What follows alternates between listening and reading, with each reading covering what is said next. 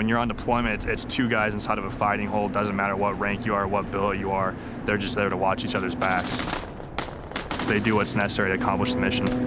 It's not just a strict delineation of there's the officer and there's the enlisted Marines.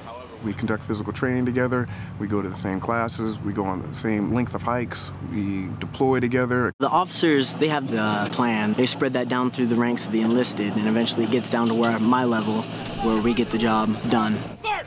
The officers, the really good ones, work alongside you, and I like having leadership like that. I have Marines that are specialized in what they do, and they're the ones that teach me. Anywhere from a private up to a senior enlisted, they know what they're doing, and I'm going to go to them, and they're going to teach me. The senior enlisted is somebody who's come up through the ranks. He's been where they have been, and he can provide that advice to the commanding officer that the officer may not have experienced in his career. The biggest difference between enlisted and officer is the officer has the final decision on all commands. The mutual relationship between a commissioned officer and enlisted is just the maturity and respect. The enlisted Marine knows that the last and final decision made is going to be coming from that commissioned officer. It definitely weighs on you at times. A good term I've heard is it's the moral burden of command. If something bad happens to one of these Marines, I will take that as my responsibility. Well, ultimately, officers make the final decision, and they're responsible for what their platoon or their team does. A lot of the execution and the responsibility falls on the junior enlisted. So a lot of people don't realize just the amount of responsibility that they actually take on. Marine officers go to Officers Candidate School or the Naval Academy, and enlisted Marines go to recruit training.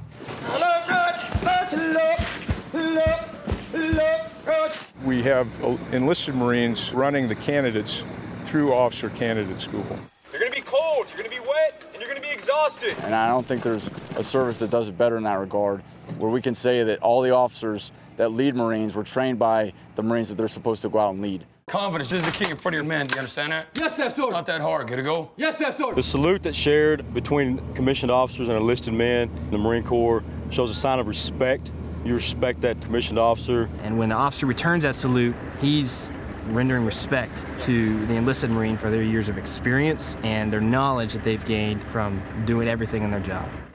Officers don't look at themselves as being here and enlisted here. We're all the same, we're equal. That's very important that the young man or woman joining the Marine Corps understands that the individual that's leading them believes that they are no better or no worse.